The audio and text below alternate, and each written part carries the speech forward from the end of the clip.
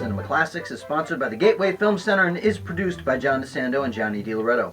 Listen to shows online. Wait, let me say that again. You need to say full shows.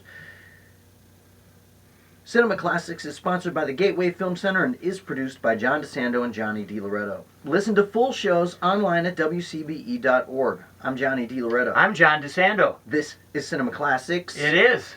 Probably one of the premier filmmaking team in modern cinema history would be the Coen brothers. I think so. Joel and Ethan. Yeah. And this marks a really significant period then. If you care about cinema, you must surely care about the fact that Joel and Ethan are exploring different creative avenues. And Joel has now broken off on his own and has directed a solo movie. Yeah, and wouldn't you know, he picks one of the toughest, or let's say most iconic Shakespearean plays, the Tragedy of Macbeth. Yeah. It's pretty daring to go by himself. Takes his wife along with him, Frances McDormand. Yes, right. And then pairs her up with one of the great movie stars of all time, Denzel Washington. Yeah, indeed. So I didn't see the movie, but you saw it. I saw it, and first of all, let's say that I would be happy to see Denzel getting nominated for an Oscar. He's that good. Okay. What's good about it? It doesn't surprise me. Well, he's not Shakespearean by nature, and he doesn't come off with a kind of Brit, high-class pronunciation of his Shakespeare. It's very conversational, and I think it will be most appealing to people who don't like the usual affected Shakespearean Elizabethan language. Right, Excellent. right. Anyway, he does that. He brings it home so that you see a man who would be and then becomes king. Yeah. And that just ruins his life. So let me ask you, obviously you are very familiar with the Coen brothers films as well. Yeah. But how does he fare, Joel, on his own, solo? Oh, listen. And how would you characterize the difference between this and a traditional Coen brothers movie? This is much in a traditional venue of a Shakespearean play. In other words, you can't deny it once you see it. Once it's opening shots, you know you're into something that's different from. Not even one of the most bizarre, I think, is "Oh Brother, Where Art Thou?" Yeah. You know, it has echoes of that, but it really is in the Kenneth Branagh tradition. Yeah. Well, you know, when you look back at a lot of what they've done, and I'm thinking specifically of movies like Blood Simple, Miller's Crossing, No Country, but Fargo. There are, and there was another one I wanted to say in there. Blood Simple, Miller's Crossing. Oh, Raising Arizona even. Yeah. And Fargo. When you look at a lot of what they do, it is Shakespearean, and its complexity of story, complexity of character, characters setting in motion, events they can't always control, and then somehow, you know, the orchestration of these events in a way that the Coens comment on the human plight, the human experience. And I think you got it just right. I guess I was mostly emphasizing the language. And the language for sure. Yeah, and they do have an affected language in a lot of what they do.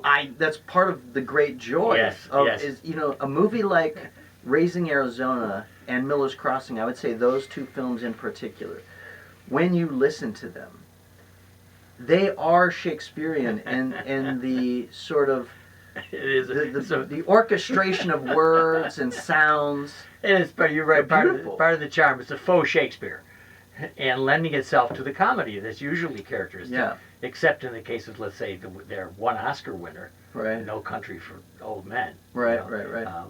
right. Which is, there's not a whole lot to laugh at except Anton Churgis. You know, right, exactly. But you know, a lot of their scripts, their screenplays.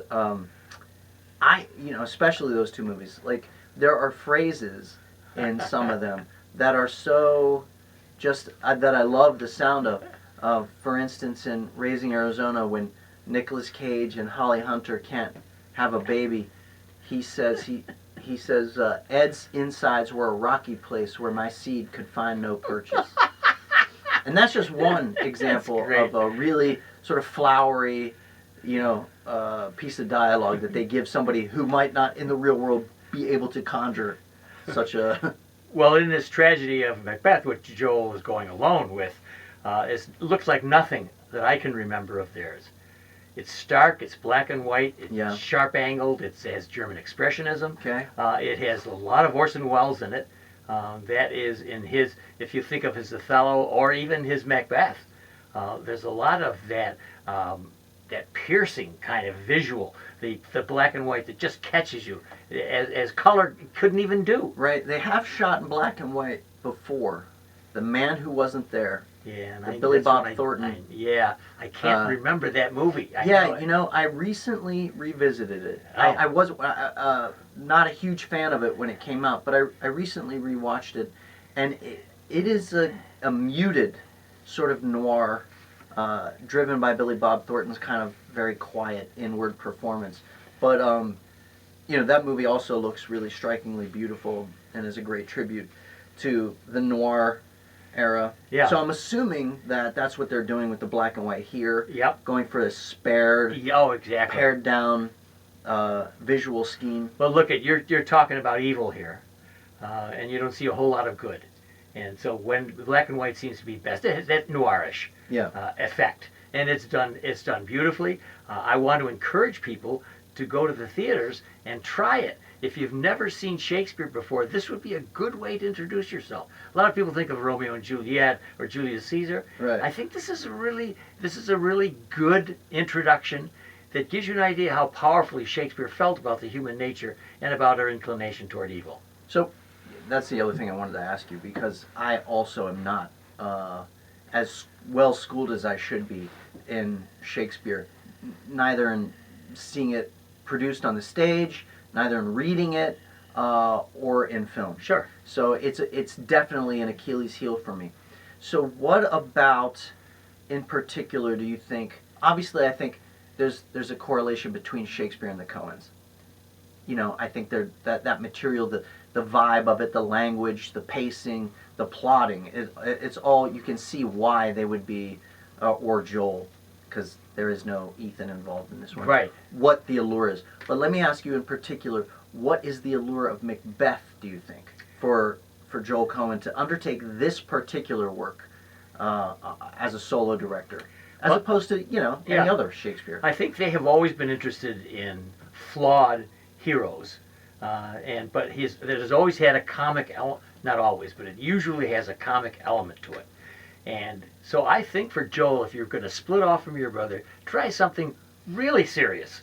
There's not a comic bit that I can remember in the tragedy of Macbeth that I saw in the theater, but I was totally absorbed in the character. So what he's done, I think, is emphasize character once again, as I believe they always do. You can pick any movie and have it, Big Lebowski, for instance, have an idea of Jeff Bridges immediately. Okay, so they know how to take their actors and they know how to build character, and Joel has taken that affinity they have for flawed but such alluring, attractive characters and put it into a stark setting that emphasizes the weakness of human nature, but also in the end, the lovability of it. You can't help but like Denzel and Francis as two very power-hungry Bill Clinton and Hillary Clinton people. Yeah. And you can't help it. And throughout, he carries the Coen love of human beings, but he puts back the humor.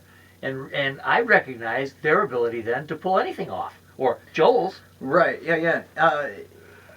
And I was going to ask you, now that we're talking about it, I mean, if you are going to break off from your, like a 30-year relationship, co-writing, co-directing partnership, if you're going to break that off, and your scripting partner is no longer with you, who better to fall back on than Shakespeare, right? And it seems like all you really have to do is pare it down a little bit, find the right visual kind of strategy for it, and then the work is mostly done for you. And you are right, but however, you have to make it accessible to your audience.